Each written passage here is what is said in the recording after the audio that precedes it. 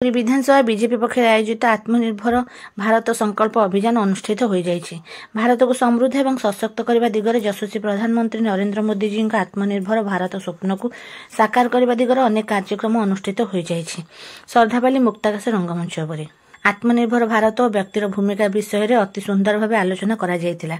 एथिरे मुख्य अतिथि भाव भारतीय जनता पार्टी राज्य बीजेपी वरिष्ठ नेता शारदा शतपथी नेतृत्व में मुक्ताकाश रंगमंच में शह शह संख्यक बीजेपी कर्मी स्वदेशी वस्तु को व्यवहार करने नहीं संकल्प करने सह गुंडीचा मंदिर निकटर एक विशाल पदयात्रा जाइथिले।